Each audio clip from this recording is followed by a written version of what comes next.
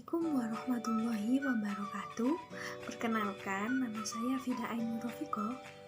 Saya mahasiswa Pendidikan Bahasa dan Sastra Indonesia, tentunya di IKIP Budi Utomo Malang. Saya dari kelas BPSIB 2019 dan MPM saya 219100310074. Di sini saya akan menjelaskan tentang hakikat belajar dan pembelajaran. Selanjutnya, kita menuju kepada definisi belajar menurut para ahli. Menurut Singer, belajar adalah suatu perilaku. Ketika belajar, responnya menjadi lebih baik. Kemudian, menurut Gagne, apabila setelah melakukan belajar, orang memiliki keterampilan, pengetahuan, sikap, dan nilai. Hal penting kondisi internal, kondisi eksternal, dan hasil belajar. Sedangkan belajar menurut Piaget, pengetahuan dibentuk oleh individu yang melakukan interaksi terus-menerus dengan lingkungan. Dengan begitu, fungsi intelek semakin berkembang. Sedangkan belajar menurut Rogers, belajar yang optimal akan terjadi apabila siswa berpartisipasi secara bertanggung jawab dalam proses belajar, melakukan perubahan diri terus-menerus. Dari pengertian tadi, dapat disimpulkan bahwa belajar adalah perubahan yang relatif permanen dalam perilaku atau potensi perilaku sebagai hasil dari pengalaman atau latihan yang diperkuat.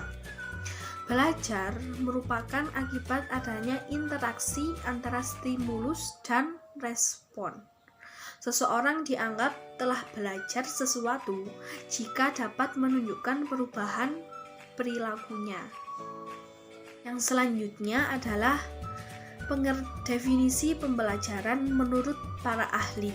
Yang pertama, menurut Gagne, pembelajaran merupakan seperangkat peristiwa eksternal yang dirancang untuk mendukung beberapa proses belajar yang bersifat internal. Sedangkan menurut Munif Hatib, belajar merupakan proses transfer ilmu dua arah antara guru sebagai pemberi informasi dan murid sebagai penerima informasi. Selanjutnya, menurut Halil, pembelajaran merupakan suatu proses interaksi antara peserta didik dengan pendidik dan sumber belajar pada suatu lingkungan. Sedangkan menurut UU nomor 2 tahun 2003, belajar merupakan proses interaksi peserta didik dengan pendidik dan sumber belajar pada lingkungan belajar. Dan yang terakhir, menurut Komalasari, suatu sistem belajar merupakan suatu sistem atau proses pembelajaran pembelajar yang direncanakan, dilaksanakan, dan dievaluasi secara sistematis agar pembelajar dapat mencapai tujuan pembelajaran secara efektif dan efisien. Selanjutnya adalah ciri-ciri pembelajaran. Yang pertama, pembelajaran dilakukan secara sadar dan direncanakan secara sistematis. Yang kedua, pembelajaran dapat menumbuhkan perhatian dan motivasi siswa dalam belajar. Yang ketiga, pembelajaran dapat menyediakan bahan belajar yang menarik dan menantang bagi siswa. Yang keempat, pembelajaran dapat menggunakan alat bantu atau media belajar yang tepat. Yang kelima, pembelajaran dapat menciptakan suasana belajar yang aman dan menyenangkan bagi siswa. Dan yang keenam, pembelajaran dapat membuat siswa siap menerima pembelajaran baik secara fisik maupun psikologis. Ciri lain dari pembelajaran adalah yang berhubungan dengan komponen-komponen pembelajaran. Komponen pembelajaran ada 3 kategori komponen, yaitu yang pertama adalah guru sebagai pendidik, yang kedua adalah isi atau materi, dan yang ketiga adalah siswa atau peserta didik. Nah, ketiga kategori komponen pembelajaran melibatkan atau membutuhkan media pembelajaran, model pembelajaran, metode pembelajaran, teknik pembelajaran, beserta lingkungan tempat belajar, sehingga tercipta situasi pembelajaran sesuai dengan tujuan yang sudah direncanakan. Menuju kepada tujuan pembelajaran. Pembelajaran merupakan suatu harapan. Yang pertama, tujuan dengan menggambarkan pengetahuan, kemampuan, keterampilan, dan sikap yang harus dimiliki peserta didik sebagai akibat atau hasil dari hasil pembelajaran yang dinyatakan dalam bentuk tingkah laku yang dapat diamati dan dapat diukur.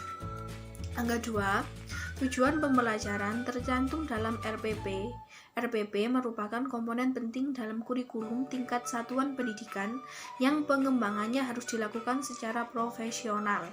Yang ketiga, tujuan pembelajaran dibuat oleh pendidik untuk dicapai oleh peserta didik sebagai hasil belajar. Dan yang keempat, tujuan pembelajaran dilihat dari perilaku hasil belajar yang diharapkan terjadi, dimiliki, atau dikuasai oleh peserta didik setelah melakukan proses kegiatan pembelajaran tertentu. Memahaminya, kita bisa lihat bagian berikut ini. Saya jelaskan. Belajar merupakan interaksi antara keadaan internal dan proses kognitif siswa dengan stimulus dari lingkungan. Nah, dari proses kognitif tersebut menghasilkan suatu hasil belajar. Nah, hasil belajar tersebut terdiri dari yang pertama, informasi verbal, yaitu kapabilitas untuk mengungkapkan pengetahuan dalam bentuk bahasa, baik lisan maupun tertulis. Yang kedua adalah keterampilan intelektual, yaitu kecakapan untuk berhubungan dengan lingkungan hidup serta menjelaskan konsep dan lambang. Yang ketiga adalah keterampilan motorik, yaitu kemampuan melakukan serangkaian gerak jasmani. Yang keempat adalah sikap yaitu kemampuan menerima atau menolak objek berdasarkan penilaian terhadap objek tersebut. Dan yang terakhir adalah siasat kognitif, yaitu kemampuan menyalurkan dan mengarahkan aktivitas kognitifnya sendiri, misalnya memecahkan masalah. Sekian dari saya. Apabila ada kesalahan dalam tutur kata ataupun perbuatan, saya mohon maaf. Wassalamualaikum warahmatullahi wabarakatuh.